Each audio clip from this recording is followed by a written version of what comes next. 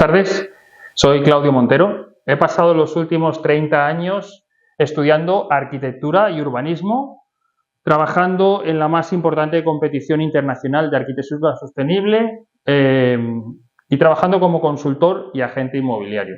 Y ahora he decidido hacer entrevistas con compañeros y con amigos para comentar con vosotros nuestro optimismo sobre la ciudad, sobre la vivienda y sobre el mercado inmobiliario. Así que si os interesa saber por qué tu ciudad es como es, o cómo serán las viviendas del futuro, o cómo invertir en el mercado inmobiliario, os aconsejamos que os quedéis con nosotros a la conversación y participéis en comentarios. Muchas gracias, bienvenidos a Céntrico. Hoy nos acompaña Fernando Urías. Fernando, buenas tardes. Buenas tardes, Claudio. Fernando Urías es director en Premium Comunicación y es la primera vez en toda esta serie de entrevistas que estamos haciendo que tenemos una persona que no es ni arquitecto, ni abogado, ni economista. Solemos comenzar con una pregunta muy corta para una respuesta más o menos corta y, dado lo que acabo de decir, con más motivo. ¿Quién es Fernando Urías?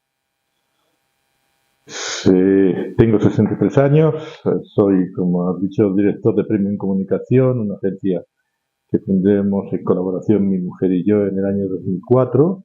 Soy licenciado en Filosofía y Letras, en Historia, y he trabajado primero como profesor, luego como periodista y luego como director de comunicación y como consultor de comunicación.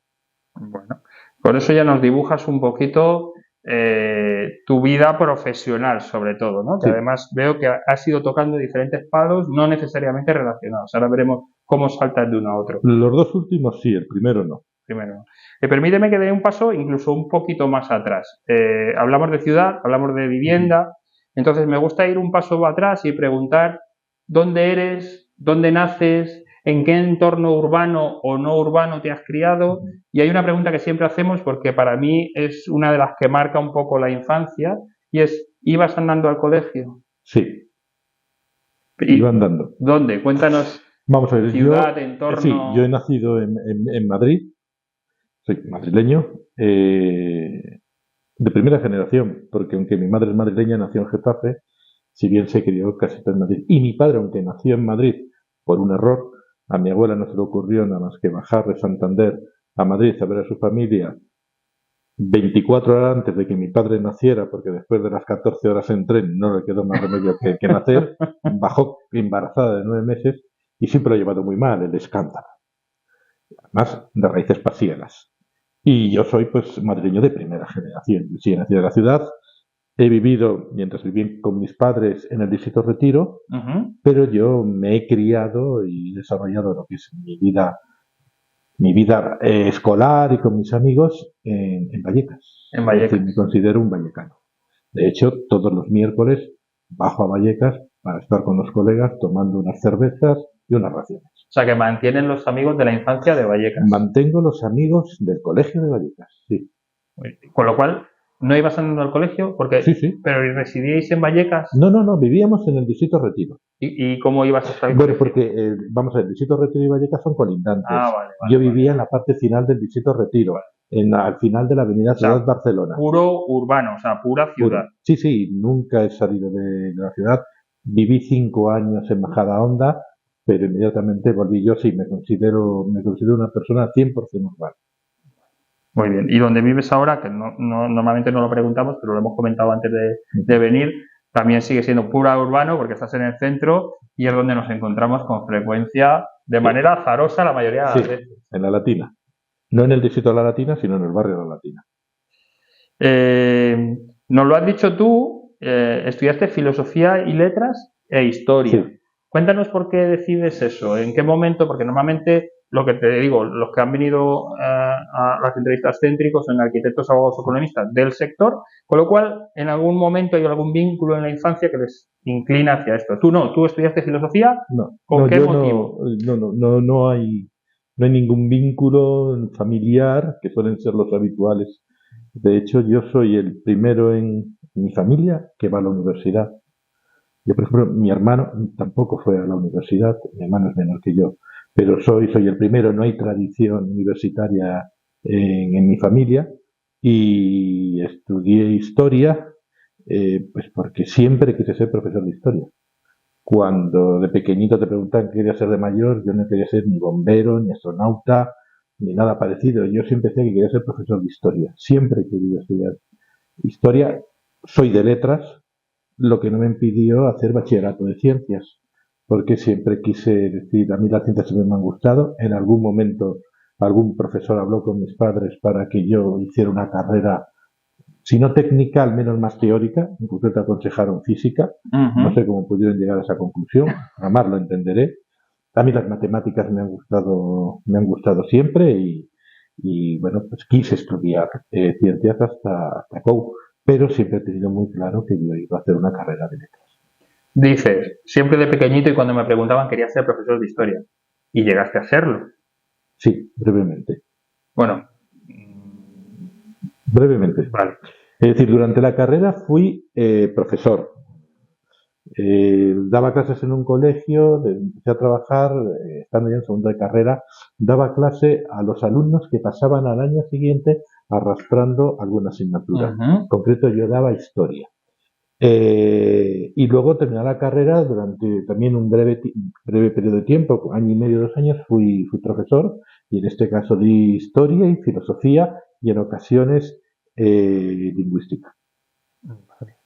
Entiendo, y ahora ya te hago una pregunta que no tengo aquí, ¿no te gustó? O sea, después de tanta vocación, a los 2 años dijiste, ¡buf! Estos niños son muy rebeldes, yo pensaba que esto era otra cosa. No, que eran muy rebeldes es cierto. Siguen siéndolo, por lo menos los míos. No, es decir, yo, todos mis cambios de trabajo siempre han sido por pura casualidad. Es decir, yo no decidí no ser profesor de historia. Simplemente en un día cualquiera, Alfonso Rojo, que era en aquel momento redactor jefe de Cambio 16, dijo un día en la redacción, al hilo de los campeonatos del mundo entre Garry Kasparov y Karpov, ¿alguno de vosotros conoce a alguien que sepa de ajedrez? Entonces una persona que era amigo de periodista dijo, yo conozco un amigo que juega al ajedrez y entiende mucho de ajedrez. ¿Pero sabe escribir? Profesor, supongo. Y entonces, bueno, pues me encargaron un artículo sobre Garry Kasparov y Anatoly Karpov, aquellos mundiales que jugaron. Y les gustó, y luego me encargaron otro, y luego me encargaron otro, y entonces un día me dijeron, oye, tú que eres profesor, ¿te gustaría hacer un dossier de 16 páginas sobre la selectividad? Explicando lo que la selectividad, las asignaturas, trucos para pasar los exámenes, cuáles son las primeras frecuentes, que lo escribí en colaboración con Fátima Uribarri, una periodista. Luego me encargaron otro reportaje, recuerdo pasar un par de días en una cárcel valenciana en la que había un módulo mixto hombres y mujeres.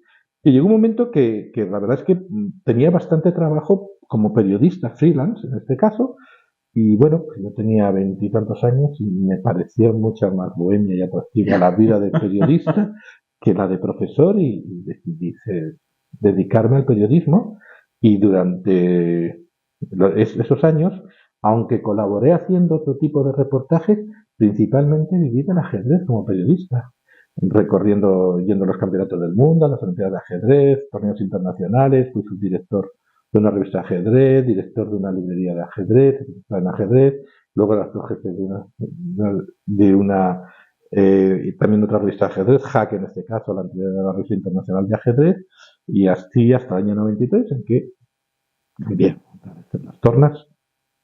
Me has respondido a varias de las que yo tenía aquí. Permíteme que diga, tú has citado las especialistas, las revistas especializadas en ajedrez en las que trabajaste. Yo eso no lo tenía porque no conocía el detalle de la especialidad, pero yo sí tengo aquí anotado algunos periódicos de tirada nacional en los que has trabajado o con los que has colaborado. Cambio 16, Diario 16, El Independiente, el ABC, El Mundo, El Semanal. Sí. ¿En algún momento de esos 15 años de carrera como periodista saltas a otra temática diferente que la especialización? Es decir, una vez ya estás dentro de la red. ¿Del ajedrez? Sí. Sí. Es decir, en el año 93 yo prácticamente trabajaba exclusivamente para el ajedrez. Hacía otras cosas para algunos medios, por ejemplo el Semanal, pero yo, digamos que vivía del ajedrez.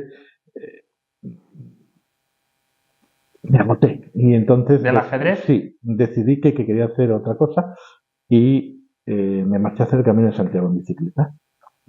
Y allí tuve tiempo para pensar lo que quería hacer. Y dije, bueno, pues voy a seguir siendo periodista porque ya estaba convencido que era imposible volver ya a la enseñanza, ya muchos años, y comencé a colaborar en todos esos medios sucesivamente, evidentemente, ya trabajando normalmente lo que hacía reportajes sociales, culturales, mucho reporterismo, fue lo que hice en esos años.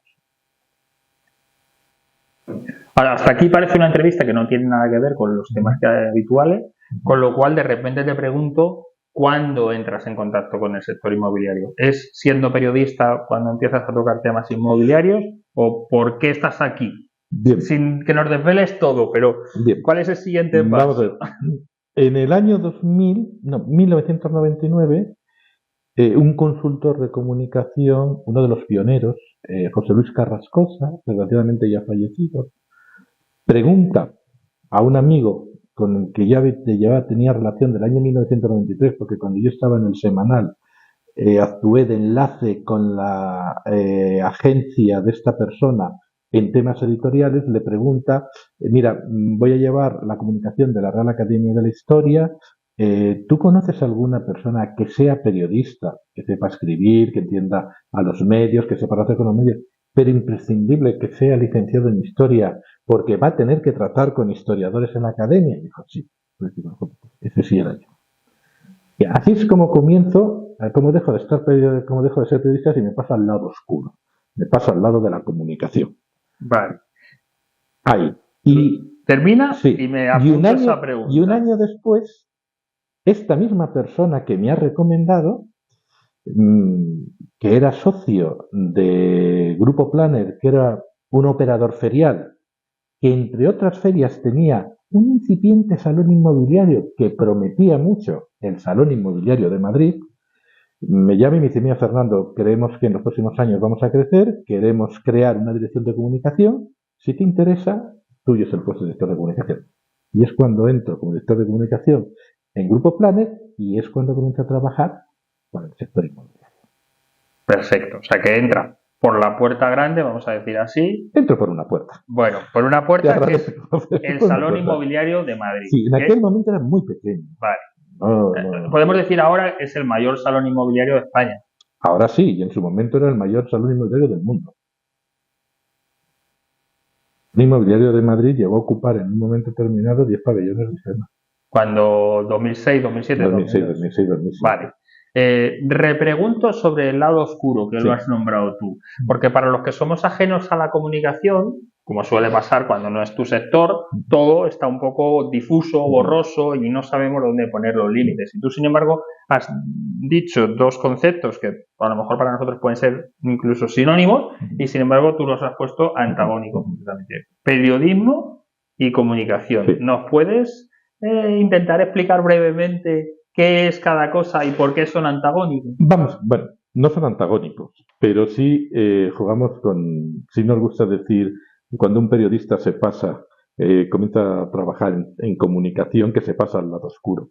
Los directores de comunicación, los que trabajamos gestionando la comunicación de las empresas, tenemos algo de lobistas, o hasta cierto punto con los medios de comunicación somos esencialmente lobistas. Es decir, lo mismo que un lobista tiene, entre otras funciones, la de influir en las administraciones para modificar en favor de unos intereses determinados políticas públicas, el director de comunicación en su relación con los medios también tiene como cometido influir en ellos para que hablen positivamente de tus clientes o al menos no hablen tan negativamente. Eso es pasarse un poco al lado oscuro. Eso es pasarse un poco al lado oscuro. Vale, y yendo un poquito más allá, ¿cuáles entonces serían, y ahora ya entramos en lo inmobiliario, cuáles serían las labores de un director de comunicación? Es decir, un día a día o una semana normal, ¿cómo consigues influir en los periodistas para que por lo menos no hablen mal o hablen bien de tu sector? Es decir, ¿en qué consiste tu día a día? ¿Estás todo el día haciendo entrevistas o estás todo el día publicando artículos? No, aunque supongo que luego esto lo vamos a tratar más detenidamente. El término influir es una manera, digamos, de simplificar. Es evidente que una persona que trabaja en una empresa y que gestiona la comunicación, uno de sus públicos prioritarios son los medios de comunicación. Los medios de comunicación se preocupan de las empresas Y a las empresas les gusta que los medios de comunicación informen de aquellos aspectos que a la empresa les resultan más interesantes, no solamente por intereses económicos o comerciales, sino por intereses de marca, por intereses de posicionamiento, por intereses de imagen. Y evidentemente en eso consiste, es decir, o sea, nuestro trabajo, intentar convencer a los periodistas de que nuestra empresa tiene un perfil determinado, unos valores determinados, unos compromisos determinados. En ese sentido, evidentemente, nuestro papel es un poco el de influenciador, es lo mismo que el de los periodistas, son constructores de opinión pública e influyen en la opinión pública e influyen en la opinión de personas que tienen, digamos, la función de decidir sobre temas que afectan a todos. Todos somos un poco influenciadores. Sí, pero a ti te pagan por ello, o sea, eres un profesional de... A mí me pagan no solamente por eso. Ya. Pero sí, pero me pagan, evidentemente. Se supone que tienes más conocimiento que los demás. Dime un poquito, llegas o sea, te fichan o te buscan en el salón inmobiliario como director de comunicación. Cuéntame un poco cómo recuerdas ese inicio, llegando a un sector que hasta ese momento entiendo que para ti era desconocido o eras ajeno a él. Completamente desconocido, en realidad era desconocido casi todo para mí.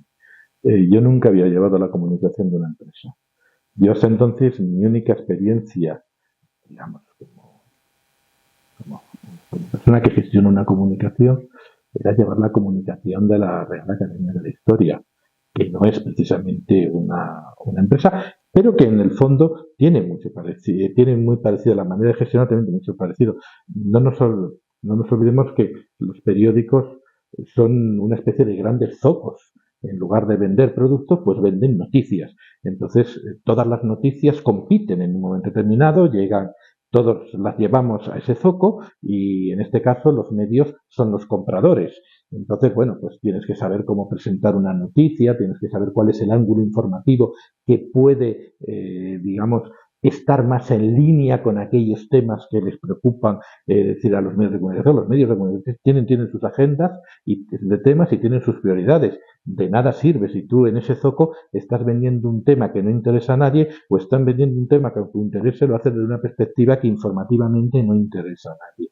Entonces, hombre, yo sí tenía esa experiencia. Claro, yo no manejaba productos, es decir, yo manejaba ideas.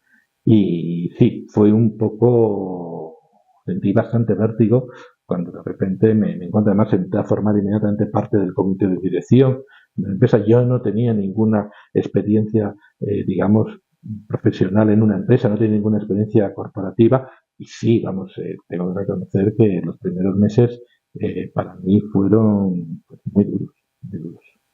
Ahí entiendo que el grupo Planner, tú has mencionado que ellos gestionan ferias o eventos. Sí, éramos operadores feriales. Uno de ellos es el Salón Inmobiliario de Madrid, pero no solo. En ese momento que entras como director de comunicación, ¿tienes equipo a tu cargo o eres una persona? O sea, que es un equipo muy reducido. Mínimo. Menos que eso ya no sería equipo, o sea, que es el más pequeño equipo posible. ¿Cómo recuerdas la comunicación o cómo era la comunicación en esos años? ¿Estamos hablando de qué año? El año 2000. El año 2000, recordemos que estamos en el boom inmobiliario. Todavía no. Todavía no, ¿vale? Todavía no. O sea, esas noticias o productos que tienes que colocar en prensa son salones de todo tipo, ciñéndonos al inmobiliario. ¿Cómo era la comunicación del sector en aquella época? Bueno, yo recuerdo que en aquella época, cuando comencé, estaba hablando con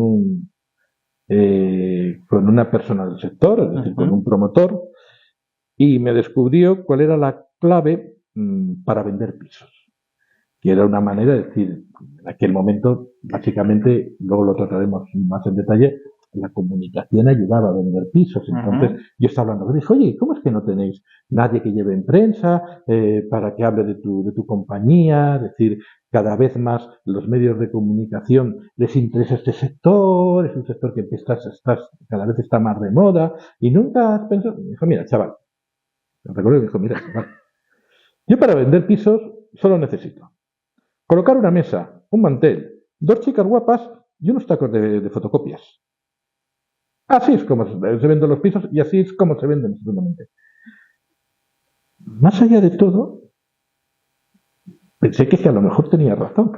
Quiero decir, ese era un poco no voy a decir que fuera, digamos, la norma, pero sí era un poco la situación de la comunicación en aquellos años. Es decir, no había comunicación realmente.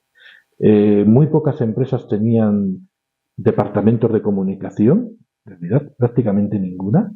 Tenían departamentos de prensa. Pero no es lo mismo un departamento de prensa que un departamento de comunicación, no es lo mismo la figura de un jefe de prensa o de un responsable de prensa que la de un director de comunicación. Luego lo haremos de esto porque es una de tus preguntas, pero muy pocos. Normalmente la comunicación no existía como hoy la entendemos, es decir, como una herramienta estratégica, ni siquiera como una herramienta táctica. Ni siquiera la comunicación se confundía con la publicidad, se confundía con el marketing, y cuando uno hablaba de comunicación de los medios, la mayoría de las empresas entendía que era eso, que publicidad y comprar noticias. Y realmente en aquella época no existía. Algunas empresas sí, pero no era la tónica dominante en el sector. Esto. Me has hablado y me has mencionado que efectivamente el Salón Inmobiliario de Madrid llegó a ser en algún momento el mayor del mundo. Sí. Eso debía ser 2007, 2005, 2006, 2007. Vale. Desde que tú entras en el 2000 hasta que ese salón se convierte en el más grande del mundo, ahí ya notas evolución en la comunicación, ahí ya pasa algo más que la mesa, el mantel y las dos chicas. Sí. Es decir, cambia completamente la importancia que la comunicación tiene en las empresas inmobiliarias. Comienza con la aparición del responsable de prensa, es decir, la persona que se va a encargar de mantener la relación con los medios de comunicación. Hay que tener presente que a partir del 2002 la cosa se empieza a desmadrar un poco.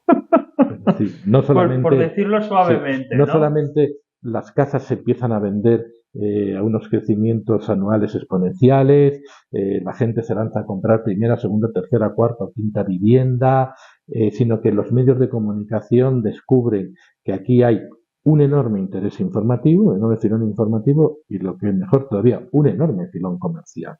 Entonces ya no solamente empiezan las secciones a llenarse de noticias sobre este sector pujante que en un momento determinado llega a ser el motor de la economía nacional, sino que además todos los medios tienen suplementos inmobiliarios. Es verdad. Es decir, en un momento determinado, el país tenía suplemento inmobiliario, el ABC tenía suplemento inmobiliario, La Razón tenía suplemento inmobiliario, Su Vivienda tenía suplemento inmobiliario, Expansión tenía suplemento inmobiliario semanal, estoy hablando.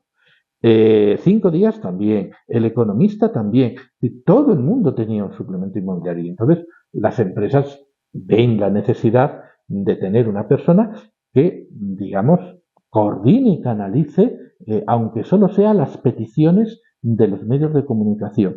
Es cierto que en esta época, para la mayoría de las empresas, la comunicación no es más que otra herramienta para vender viviendas. Y normalmente la ocupación principal de los directores de comunicación era ver que los medios publicaran que esta promoción sale a la venta, construiremos estas viviendas aquí. Es decir, era una comunicación muy ligada al producto, exclusivamente al producto, y además muy enfocado a apoyar el canal de venta o a apoyar los esfuerzos publicitarios o de marketing. Pero no existía todavía una conciencia de lo que puede suponer la comunicación. Pero era el primer paso, es decir, por esta evolución han pasado todas las empresas. Según mencionas eso, yo recuerdo esa época efectivamente y recuerdo una pregunta que me he hecho a mí mismo recurrentemente y se la he hecho a compañeros arquitectos principalmente, que no tiene una respuesta, pero a lo mejor tú, que lo has vivido desde dentro, sí. ¿Por qué la sección de arquitectura de la prensa, que es escasa, está en cultura y la sección inmobiliaria está en economía? Bueno, vamos a ver, la sección de inmobiliaria en aquella época estaba en el suplemento inmobiliario de turno, es decir, tenía entidad propia. No lo sé muy bien por qué. Pues porque la arquitectura probablemente, pues vamos a ver, el arquitecto tiene una ascendencia intelectual y cultural que evidentemente no la tiene el promotor. El arquitecto está considerado al mismo nivel, es decir, no me imagino yo en la sección de economía informando de Palladio o de Brunelleschi. O sea, no me lo imagino. Es decir, los arquitectos figuran en los libros de arte. El arquitecto... Pero tiene que comer, ¿eh? Sí, bueno, todo el mundo tiene que comer. Eso es. Todo el mundo tiene que comer. Pero bueno, el arquitecto siempre se ha considerado que su trabajo está más cercano de la actividad intelectual que de la mera actividad mercantil que tiene un promotor. Te lo compro porque lo entiendo así yo también, pero voy un porque poquito además más. Los arquitectos tenéis mucho ego. Yo creo que eso se curó en el 2008, perdóname. Yo desde el 2008 me encuentro a pocos arquitectos con ego. Creo que efectivamente algo tuvo que ver. También había muchos promotores con ego de los de las chicas y el mantel. O sea que, pero bueno, no, te iba a decir y te iba a repreguntar casi como una conclusión, pero para que tú me corrobores o no. Entonces, ¿deberíamos los arquitectos o las oficinas de arquitectura empezar a contratar directores de comunicación? Sí, es básico. No tengo la menor duda. De hecho, los grandes estudios de arquitectura tienen departamentos de comunicación y no solamente a nivel internacional, sino a nivel nacional. Yo he trabajado con muchos departamentos de comunicación de arquitectos. Sabes que uno de nuestros clientes es Centro Canalejas Madrid, que ha trabajado codo con codo con el departamento de comunicación del estudio La Mela. Pero he trabajado con otros muchos estudios. No, es decir, los estudios de cierta importancia tienen personas que gestionan la comunicación de esos estudios. Bueno, yo considero que es una asignatura pendiente y otra de las preguntas que también hago recurrentemente y he hecho de hecho algún invitado aquí es precisamente hay una profesión que en estos últimos años que dices tú, por ejemplo, ha experimentado un cambio completamente diferente al de los arquitectos y es el de los chefs o los cocineros estrella Michelin. Han conseguido posicionarse arriba del todo. Precisamente ahora sí hay suplementos son culinarios o de gastronomía y como profesión han sabido inculcarles la parte intelectual que antes aparentemente ir a comer o dar de comer no tenía. Y siempre digo si los arquitectos deberíamos copiar lo que han conseguido hacer los chefs en los últimos 15 años. No sé si copiar lo mismo que han hecho, dados que son actividades muy diferentes, pero evidentemente la influencia de los chefs y el cambio que han tenido los chefs debería dar pistas a otros colectivos para saber la importancia que tiene la comunicación. Es decir, han cambiado, es decir, antes un cocinero pues se enganchado casi todo el día entre sus fogones. Hoy en día hay cocineros que parecen grandes intelectuales, es decir, sus platos son complejísimos, no están al alcance de cualquier persona, los nombres son trabalenguas, muchas veces que no sabes exactamente qué es lo que te quiere decir. Ellos, digamos que han escalado posiciones en el reconocimiento de su profesión, ha dejado de ser, es decir, en la escala de necesidades humanas, han dejado de estar en la base para ir subiendo cada vez más hacia... No obstante, creo que yo no sería tan pesimista con el tema de los arquitectos. Es decir, yo creo que los arquitectos tienen un reconocimiento importantísimo en la sociedad. En mi opinión, de hecho, de que un arquitecto figure en la sección de cultura en lugar de la de economía, ya entiendo que la de economía parece que es donde se manejan los cuartos, dice mucho. Probablemente muchos arquitectos se desaparecieran de la sección de cultura y pasaran a la de economía, a lo mejor acababan regañando a su director de comunicación. Oye, ¿qué es lo que estás haciendo? ¿Pero con quién me estás metiendo tú a mí? Es decir, yo, ahora que dices eso, creo que en general, y una o dos cosas que has dicho, la de los egos de los arquitectos y el tema de comunicación, creo que los arquitectos tradicionalmente han publicado para sí mismos o para la profesión. O sea, lo importante en los arquitectos ha sido como estar reconocido dentro de la profesión. Entonces, se publicaban los proyectos principalmente en revistas que comprábamos los propios arquitectos. Disculpad que os interrumpa y lo haga en el mejor momento, pero tenemos que dar las gracias a nuestro patrocinador principal, Más Real Estate, ya que gracias a ellos podemos generar este contenido y compartirlo con vosotros. Así que en este breve descanso te recuerdo que si estás buscando tu próximo hogar o quieres vender una propiedad, Más Real Estate tiene el mejor plan para vender tu casa. En menos tiempo, por más dinero y con cero problemas. Y ahora seguimos con la entrevista. De poco servía respecto al reconocimiento social o incluso a la posibilidad de generar clientes, al mismo modo que decías tú, de vender tus productos, sino que era más alimentar un ego y salir publicado en el Croquis, en Arquitectura Viva o en revistas internacionales. Eso. Pero me lo apunto, me parece muy interesante tal como lo has visto. Seguramente seguiremos esta conversación fuera de cámara y veremos qué se puede hacer o por dónde podemos hilarlo. Vuelvo al SIMA y vuelvo a cuando el SIMA está en todo lo alto.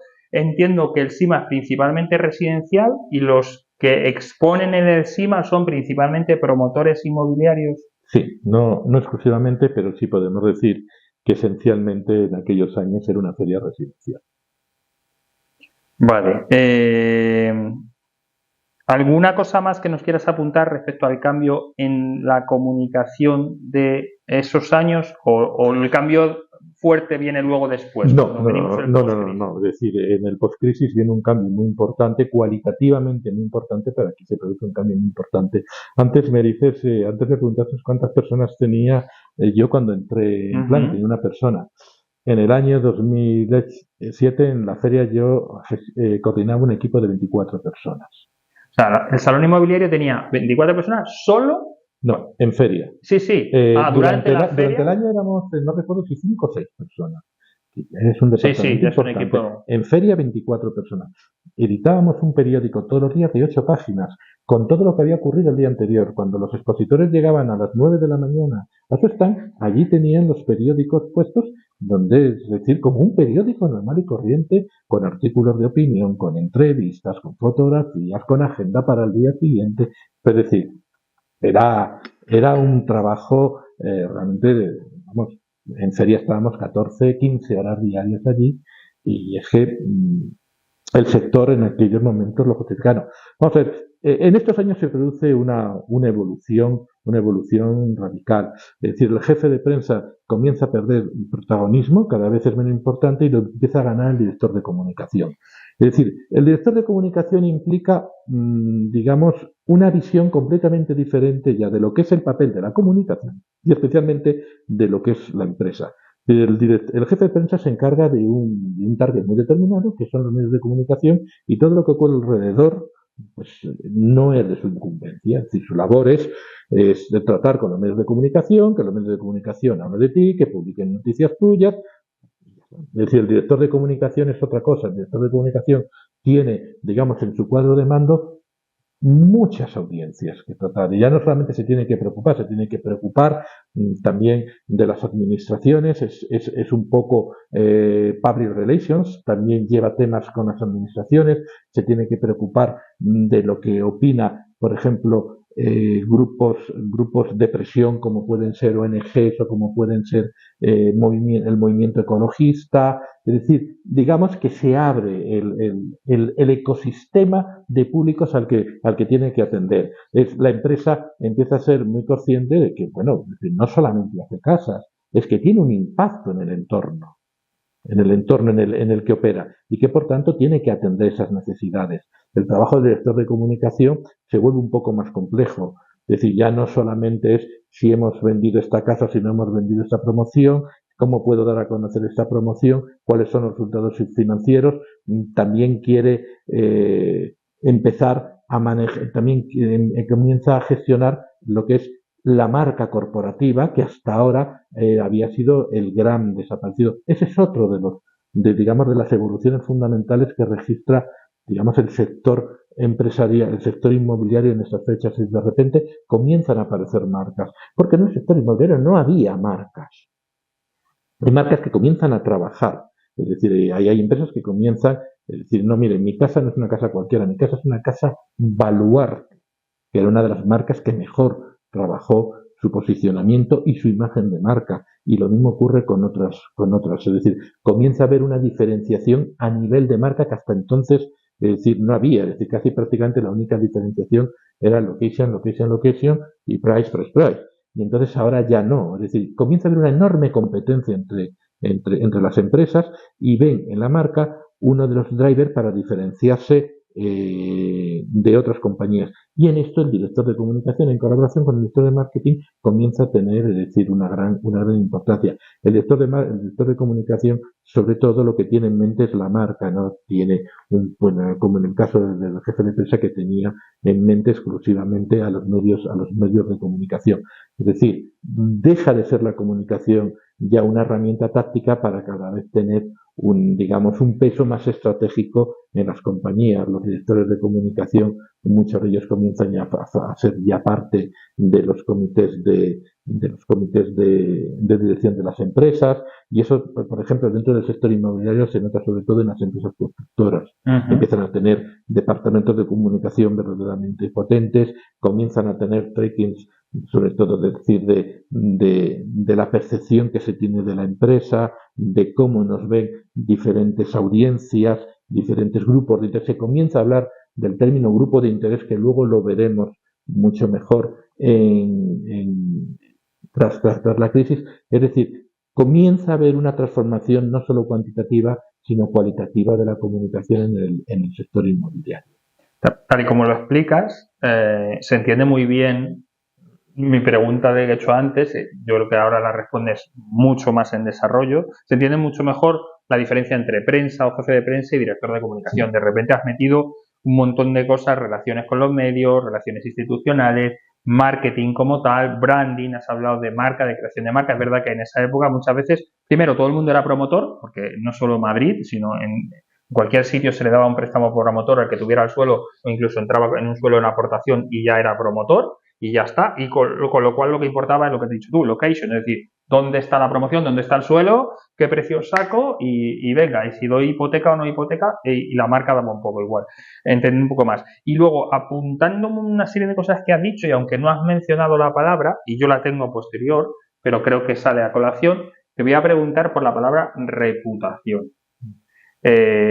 Tú has sido durante muchos años un gran experto en reputación, has trabajado en reputación no solo en el sector. Todos tenemos una idea de lo que es la reputación, pero ligado a tu trabajo o ligado al director de comunicación, ¿nos puedes definir qué es la reputación para una empresa o cuánto abarca o cuál es tu labor cuando trabajas como director de comunicación y reputación de una marca? Pues ese es uno de los cambios fundamentales que registra el director de comunicación. Una de las grandes debilidades, esto ya son opiniones personales mías que no tienen por qué ser compartidas, una de las grandes debilidades de la comunicación y del director de comunicación en el seno de las empresas es que no se sabía muy bien qué demonios hacía. ¿Qué hacía el director de comunicación? Sí, es decir, que no somos raros, ¿no? Sí, cuando te pregunto todo esto es generalista. Es decir, ¿sobre qué materia prima trabaja el director de comunicación? Exactamente, ¿qué es lo que moldea al director de comunicación? Porque el director comercial es muy claro. El director comercial trae las perras a la empresa. Y tiene unos resultados. El director de marketing trabaja la marca. ¿Y el director de comunicación qué hace? ¿Qué hace?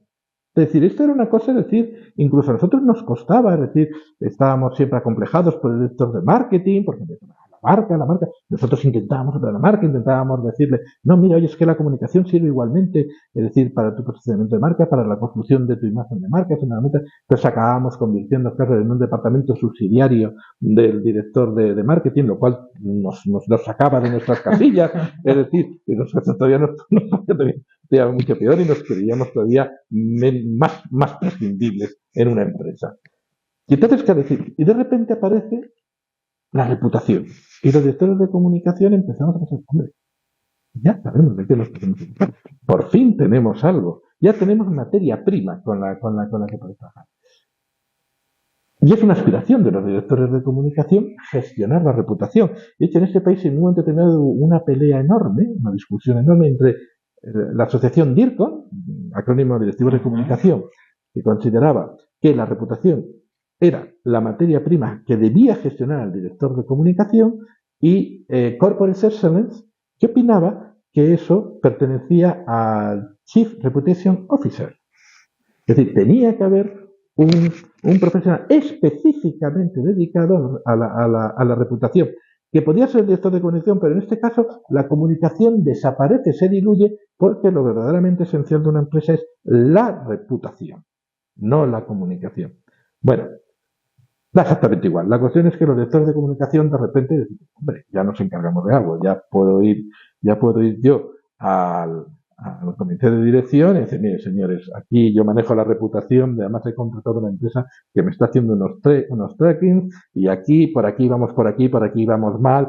Fíjese usted en estos aspectos concretos que ya puedo medir. Claro, el director de comunicación, ¿qué demonios medía? Es decir, no sabía muy bien ¿qué es lo que medía? No teníamos nada que medir. Lo que salía en prensa, 14 noticias en equivalente publicitario, 2 millones de euros, pero tampoco nos tomaban muy en serio la realidad. La realidad era esa. Entonces, a veces la verdad, ¿qué es la reputación? La percepción que se tiene de una empresa. Y aquí se entra a discutir percepción versus realidad. Pero la reputación es eso, es cómo te percibe una empresa. O lo que es lo mismo, es decir, la reputación de una compañía no está en la compañía, está en la mente de quien te juzga. La reputación es un don que te ofrece un tercero. No lo tienes tú per se. Si la marca es tuya, tú es tu marca, tú manejas tu marca, tú defines tu marca, la reputación no la puedes definir. Es decir, tú intentas construir una imagen, una percepción. Una imagen de marca. Una imagen. Es decir, más que una imagen de marca, digamos, empiezas a trabajar en base a valores. A unos valores, es decir, o sea, ¿cómo quiero que sea mi empresa? ¿Cómo quiero que se vea mi empresa? ¿A qué valores quiero que se asocie mi empresa? Como una empresa. Visión y valores, sí, que ahora todos colocamos. Claro, todo el mundo tiene. Esa hoja de ruta, es decir, quiero que se me vea como una empresa innovadora, como una empresa comprometida, como una empresa responsable. Es decir, empiezas incluso ya. Antes hablabas de audiencias, es decir, el director de comunicación se preocupa de las diferentes audiencias. El director de comunicación gestionando la reputación no se preocupa de las audiencias, se preocupa de otra cosa muy diferente, que es el grupo de interés. El grupo de interés no es lo mismo que una audiencia. El grupo de interés es un grupo que tiene interés legítimo en esa empresa. ¿Por qué? Bueno, pues porque es un sector que opera en un entorno determinado, que tiene una influencia a nivel social, a nivel económico, a nivel medioambiental. Te tienes que empezar a preocupar de los ecologistas. ¿Qué opinan los ecologistas? Es decir, aquí el sector inmobiliario tiene graves problemas porque es algo que nunca se ha preocupado por el impacto medioambiental que tenía, por los recursos que consumía, por los residuos que generaba. Es decir, eso no era. Esto es competencia, por ejemplo, del director de comunicación cuando está trabajando la reputación, es decir, cuando, digamos, su horizonte es la reputación. Esto es uno de los cambios fundamentales que se introduce tras el crack. Cuando aparece un nuevo tipo de empresa al sector inmobiliario. Es decir, la crisis del 2008 lo que hace es borrón y cuenta nueva, prácticamente se lleva por delante casi todo, es una realidad. Sí, soy consciente. Es una realidad. Se lleva prácticamente todo y en el 2010-2011 comienzan a aparecer empresas completamente. Se me acumulan, porque yo tengo mis preguntas, pero me vas nombrando cosas y me apetecería preguntarte como todas a la vez. Voy a intentar mantener y que no se me olvide nada. Y por ir un poco en orden también. Pasa la crisis del 2008 y me mencionas, primero es un erial, un barbecho, es decir, no hay nada, no busques porque no hay nada. Tú me dices que en la prensa había semanales o especiales de inmobiliario. Desaparecen todos menos uno, su vivienda del mundo. Vale, pero es que yo voy a más. Yo recuerdo en el 2011 que yo tenía trabajo, que era cuando nos conocimos en el Solar Decathlon, estábamos ahí en la Universidad Politécnica de Madrid, pero bueno, en un momento dado yo quería o complementar o buscar otro trabajo más relacionado directamente de arquitecto, y recuerdo en un momento dado que incluso en los portales inmobiliarios, Infojobs y similares, desaparece la pestaña del sector. Bueno, o sea, no hay quien encuentre. No solamente eso. Cuando hablabas con un headhunter, te recomendaba que en tu currículum evitaras la mención del sector inmobiliario, que habías trabajado en el sector inmobiliario, porque los profesionales que habíamos trabajado en el sector inmobiliario estábamos apestados. Esto es así. Bueno, pues eso es cuando estamos hablando de esa. Pero a la vez tú me mencionas, llega una nueva empresa de inmobiliario. Sí. Llega, cuando decimos llega, ¿se crea, aparece de la nada o estamos hablando de empresas internacionales que aterrizan aquí buscando Lo que aterrizan oportunidades? son los fondos de inversión. Bueno, Y pues entonces descríbeme un poco sí, ese tipo de y empresa entonces los nueva fondos que de dices. inversión, entonces, claro, los fondos de inversión tienen otra idea de cómo tiene que ser una empresa inmobiliaria. De entrada desaparecen los gigantes, estos mastodontes que teníamos ya, es decir, al final de la burbuja inmobiliaria. Aparecen empresas más pequeñas que luego han ido creciendo, mucho más flexibles y que tienen modelos de negocio en el que el control del riesgo es fundamental y donde la figura del director financiero es estratégica. Realmente es la columna vertebral de esas empresas. Y entonces son empresas con una fuerte visión financiera y por tanto con una sensibilidad muy alta de lo que es la reputación, de lo que es la crisis reputacional y de lo que puede ser, digamos, un conflicto de intereses entre la percepción y la realidad de la empresa. Y entonces comienzan a trabajar la comunicación de manera mucho más sofisticada. El director de comunicación ya comienza a preocuparse de temas como son evidentemente la reputación, como es la sostenibilidad. En ese momento es cuando también el entorno digital entra de lleno en las empresas, ya no solamente, digamos, como canal de comercialización o como canal, digamos, para mejorar la experiencia del cliente, sino que es una herramienta básica igualmente en la comunicación de las empresas. Es decir, es una comunicación ya, digamos, más de corte, más moderno, y como lo podemos entender, donde el grupo de interés figura ya como un elemento esencial del trabajo de estos directores de comunicación y donde desde luego se toma conciencia de lo que es una empresa y de lo que significa la empresa en un mundo donde los consumidores han cambiado notablemente, donde son consumidores infinitamente más informados, infinitamente más responsables y que además están permanentemente, digamos, escuchando a las empresas y supervisando lo que hacen. Es un consumidor mucho más militante y este tipo de empresas comienzan a darse cuenta de estas nuevas necesidades. Yo te voy a hacer ahora una pregunta con un poquito de maldad y me vas a perdonar, pues no es personal, pero un poquito de maldad. En estos casos, yo siempre recuerdo lo que decía Kissinger cuando entraba en las ruedas de prensa. ¿Alguno de ustedes tiene las preguntas para mis respuestas? Sí, bien, es decir, básicamente como los políticos, ¿no? Yo puedo preguntar lo que quiera y tú me responderás lo que te da. Pero intentaré responder tu pregunta. No, porque lo estás explicando muy bien y queda todo muy bonito, pero en mi experiencia de luego años trabajando en el sector, en escuelas de negocio, entonces he conocido y tratado a muchos de promotoras o de suelos o de comunicación de grandes empresas. ¿Hasta qué punto esa comunicación nueva que llega de los fondos de inversión se preocupan, las grandes promotoras o demás, o empresas que vienen del mundo financiero y consultoría, pero que luego realmente no saben del negocio inmobiliario, porque hay un momento que también ocurre eso, donde funciona? ¿Hasta qué punto esos valores que se dan y que se comunican son simplemente una pegatina que yo me pongo porque sé que el público es lo que me demanda, o son reales? Y hablo de, y perdóname, porque sí hemos tenido la ocasión, cuando se habla de sostenibilidad, cuando se hace una certificación LEED o BREEAM simplemente porque me lo demanda el público o me luce muy bien, o entran los valores ESG porque tengo que contarlo así, o responsabilidad corporativa. ¿Hasta qué punto es verdad? Porque tú y yo trabajamos en el Solar Decathlon, que era un proyecto internacional, universitario, académico, donde sí se hablaba de vivienda sostenible y cambio climático y análisis de ciclo de vida y energía embebida, o sea, pero eso cuando lo cuentan los promotores, yo no voy a dar nombres, pero hay veces que rascas un poquito y en realidad siguen mirando el Excel y lo demás. Bueno, en todos los sitios se cuecen habas y en todos los sitios hay postureo, pero yo creo que el sector inmobiliario en su conjunto aprendió la lección. Y yo creo que no. Es decir, que las empresas que a todos en estos momentos consideramos que son líderes en este sector, voy a decir nombres, ¿sí?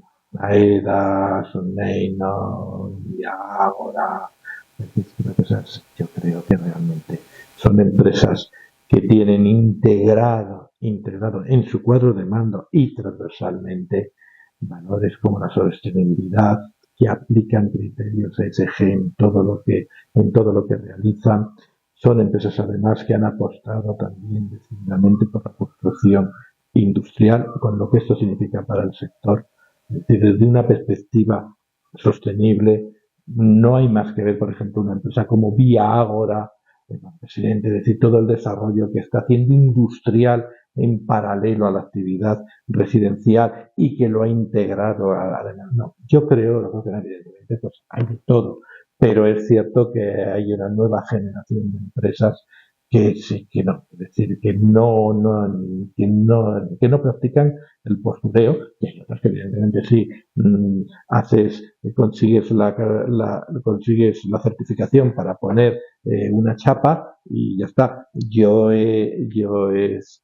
soy consultor en Centro Canalejas Madrid prácticamente desde que se anunció el proyecto, voy camino de los 11 años, y es un proyecto que se ha hecho conforme a la certificación y todo, y puedo asegurar que aquello se ha trabajado de verdaderamente serio y ha encarecido notablemente. En base a esto que comenta, yo tengo aquí, y la voy a leer, una pregunta, y cito a Bárbara Corcoran. Bárbara Corcoran es fundadora del grupo Corcoran y es una de las grandes agencias inmobiliarias en Estados Unidos. Una persona que yo admiro, he seguido la trayectoria y la verdad es que desde siempre Bárbara dice: la percepción crea la realidad, perception creates reality, y es uno de sus motos y lo cuenta siempre, y cuenta cómo empezó como agente de joven y demás. Y además he visto en vuestra web de Premium Comunicación uno de vuestros eslogan, o no sé cómo decirlo, dice: gestionamos percepciones directamente.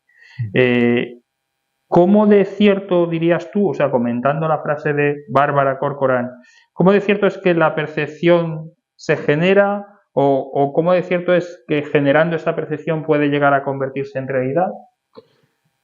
Al final la percepción que uno tiene es la realidad que tiene de esa empresa.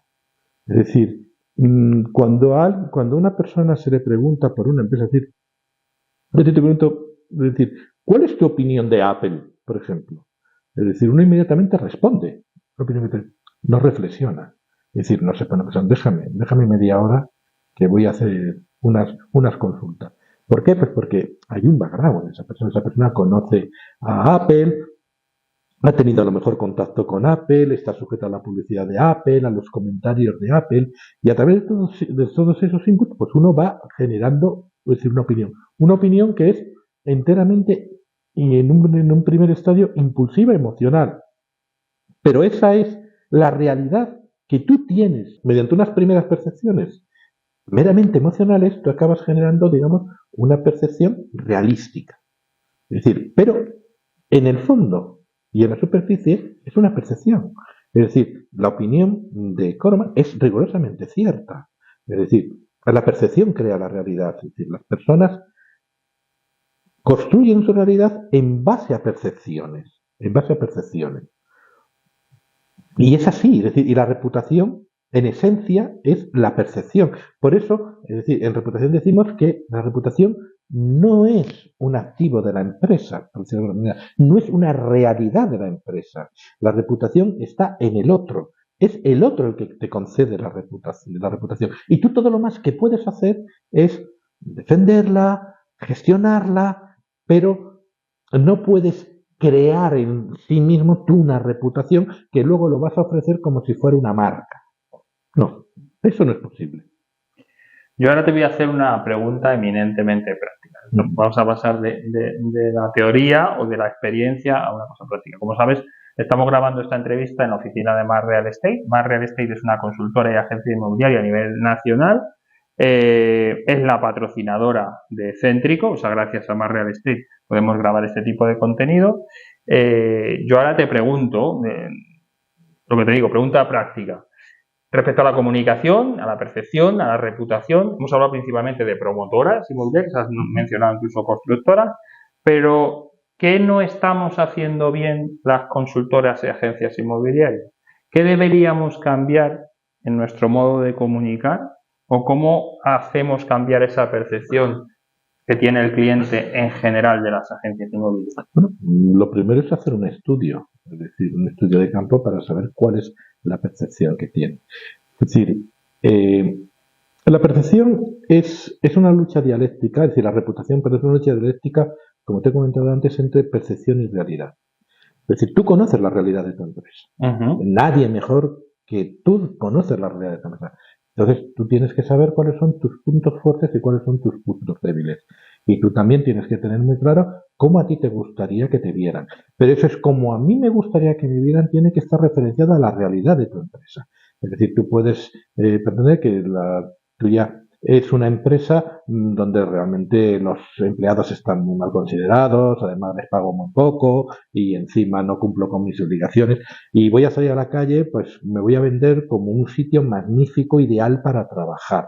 Pues evidentemente eso no va a funcionar. Es decir, tú tienes una empresa de la que conoces la realidad y quieres, digamos, transmitir esa imagen o esa realidad fuera.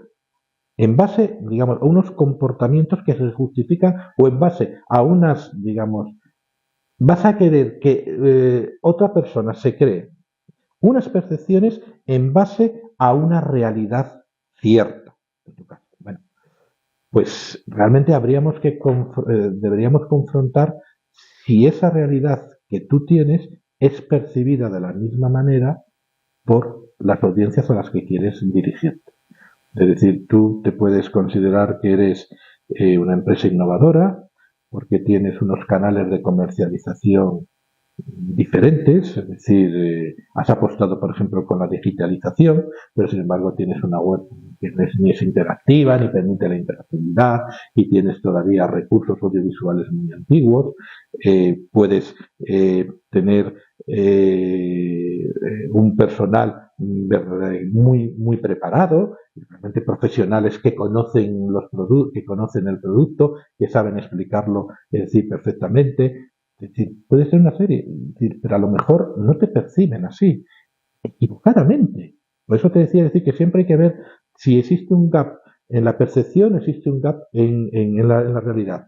Si tú realmente eres una empresa con unas características determinadas y llegas a la conclusión que analizando esas características en tus públicos objetivos no las perciben como tales, vas a tener que trabajar esas percepciones. Vas a tener que hacer un plan de comunicación, por ejemplo, en el que apuestes por a ver de qué manera puedo comunicar yo estas fortalezas que cuando son analizadas por la audiencia se convierten en debilidades. Es decir, ¿cómo puedo trabajar eso? Y puede ser lo contrario, es decir, puede ser que realmente tengan una percepción de ti muy por encima de tu realidad. Y en ese caso puedes tener un problema en el corto plazo. Así que vas a tener, mira, es que esta gente considera que, bueno, que yo tengo una empresa que es realmente innovadora, que es una agencia moderna, y resulta que yo me sigo manejando todavía con mi mantel y mis fotocopias. Entonces, bueno, pues es eso lo que vas a tener. Lo fundamental siempre cuando tratas temas de reputación es hacer trabajos de campo. Es salir, es decir, a preguntar en base, es decir, a unos criterios, es decir, tú vas a analizar, digamos, una serie de cualidades sobre las que tú quieres conocer la percepción. Eso es lo fundamental y en base al resultado y la confrontación. Y al final tú vas a tener que confrontar percepción de su realidad. La persona a la que la estás preguntando se va a conformar con la percepción, porque esa es, en el fondo, es su realidad. A lo mejor, insisto, si la sometes a un tercer grado, encontramos, es decir, cosas disonantes con su percepción, pero por el momento, mientras o no se le obligue o él no haga esa, digamos, esa actividad intelectual, es decir, no se empieza a cuestionar a sí mismo, pues su percepción quiere decir, es la que es, y pensará, no sé, decir que esta compañía tiene unos productos tecnológicamente avanzadísimos cuando a lo mejor no los tiene.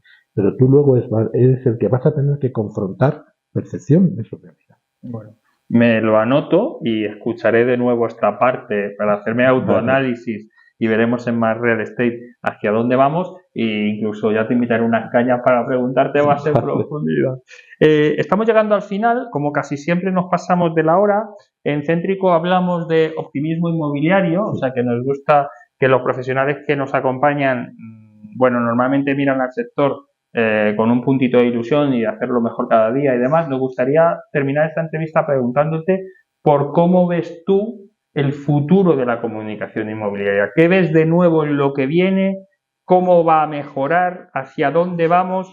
Y te voy a apuntar solo una cosa porque parece que es la única tecnología existente durante el último año o año y pico, que es la inteligencia artificial. Es decir, siendo optimistas, ¿hacia dónde va la comunicación inmobiliaria y en qué va a influir o está influyendo ya la inteligencia artificial?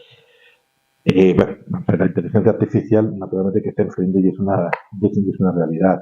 Y la inteligencia artificial no tengo la menor duda que va a transformar completamente la comunicación. No soy un experto en la inteligencia artificial, así que las cosas que puedo decir son o bien que haya leído en algún sitio o que sean intuiciones. Pero bueno, ya vemos una aplicación inmediata en la comunicación de la inteligencia artificial son los chatbots, por ejemplo. Es decir, los chatbots es una herramienta básica en la comunicación de la empresa con sus consumidores. Es decir, ahí tenemos una aplicación, pero lo estamos viendo todos los días. Por ejemplo, ahora mismo Google está desarrollando, bueno, ya es una realidad, un nuevo buscador en el que tiene unas siglas SGE, si no me falla la memoria, en el que hay una mayor integración de la inteligencia artificial en su motor de búsqueda. Y entonces, hoy en día sabemos que las empresas condicionan mucho su web y los contenidos de la web y la arquitectura de su web a la manera como el Google busca, es decir, los criterios de búsqueda. Y evidentemente eso también va a cambiar. Meta, por ejemplo, recientemente ha anunciado que está alterando sus algoritmos para favorecer los contenidos interactivos. Bueno, es decir, este favorecimiento de contenidos interactivos y esta identificación de contenidos interactivos se basa cada vez más en inteligencia artificial, con lo cual tú vas a tener que modificar, las empresas van a tener que modificar los contenidos de sus webs para adaptarlos a estas nuevas exigencias de los algoritmos. Es decir, cada vez serán los contenidos más interactivos y menos descriptivos o menos contenidos con el simplemente objetivo de capturar tu atención. Ya no se trata de eso, es decir, tienes que interactuar. La inteligencia artificial yo creo que también va a servir para cosas tan básicas como poder llegar cada vez de una manera, digamos, más acertada a unas audiencias cada vez más fragmentadas. Hoy en día las audiencias están terriblemente fragmentadas y cuesta mucho llegar a ellas. Casi lo hacemos de una manera manual. Y la inteligencia artificial, por su capacidad de análisis de datos y su capacidad generativa, evidentemente va a facilitar el que nosotros podamos contactar mejor con audiencias y con nichos en un ecosistema cada vez más fragmentado. La inteligencia artificial tiene que servir mucho, por ejemplo, para los directores de comunicación, que en ocasiones analizamos mucho volumen de información, por ejemplo, es decir, las opiniones de nuestro público que nos han dejado en los últimos 3 meses. Eso es una información, en algunos casos, ingente. Es decir, y se tiene que analizar casi a mano. Bueno, la inteligencia artificial va a servir para poder, estandarizar muchas operaciones y para hacerlas mucho más fáciles. Es decir, la inteligencia artificial, desde luego, va a cambiar nuestra manera de entender la comunicación, nuestra manera de gestionar la comunicación, eso sin lugar a dudas. Vamos, yo estoy completamente seguro que dentro de 5 o 10 años, todo lo más, la inteligencia artificial será una herramienta básica en el día a día de los directores de comunicación. Pues Fernando, miro el reloj, nos hemos vuelto a pasar. Te doy las gracias por participar, por hacerlo de la manera tan sencilla y tan sincera y sin poner ningún tipo de cortapisa. Para mí ha sido una mezcla de clase y entrevista, porque yo te he preguntado lo que a mí me ha parecido bien. O sea que no sé si has sentido que has vuelto a ser el profesor de historia que fuiste con un alumno un poco talludito. Lo tengo muy olvidado ya. Pero muchas gracias. Espero que hayas estado a gusto. He estado muy a gusto, Claudio. Aprovecho a los que nos habéis seguido hasta aquí a dar ahora la web de tu empresa, Premium Comunicación, que es muy sencillita, es premium-mediocomunicación.com, para que sepan un poquito más de tu trabajo, de lo que hacéis, de cómo lo hacéis. Permíteme que nombre, porque estaba en alguna de las preguntas que finalmente no hemos llegado a hacer, alguno de tus clientes, como AELCA, Residencias Privadas Four Seasons, que has hablado, incluyendo la Ganadería Canalejas, Agofer, Grupo Farallón, GTM Construcción o incluso fondos de inversión como Q-Living o Sweet Equities, tasadoras como Euroval. O sea que hemos hablado mucho del salón inmobiliario, pero realmente entre tus clientes has tenido diferentes actores del sector inmobiliario. Hemos trabajado hasta para Trump Corporation. ¿Para Trump? ¿Para Donald Trump? Sí. Bueno, eso lo dejamos o para un vídeo corto de Instagram o para algo. Tenemos que seguir con contenido, pero ya sí que nos pasamos. Gracias a todos los que nos habéis seguido hasta aquí. Espero que haya resultado interesante la conversación con Fernando. Os pido lo de siempre, que os suscribáis al canal, que le deis el like al vídeo o al Instagram. Y como os estoy viendo las últimas veces, porque creo que la comunicación también funciona de manera más personal, si escuchando esta entrevista o viendo este vídeo os habéis venido a la mente alguna persona, amigo, compañero, a que consideráis que puede ser de su interés, directamente que cojáis el enlace, se lo mandáis por WhatsApp y os sirve además para mantener el contacto. Gracias a todos, gracias Fernando, nos vemos en la siguiente. Chao.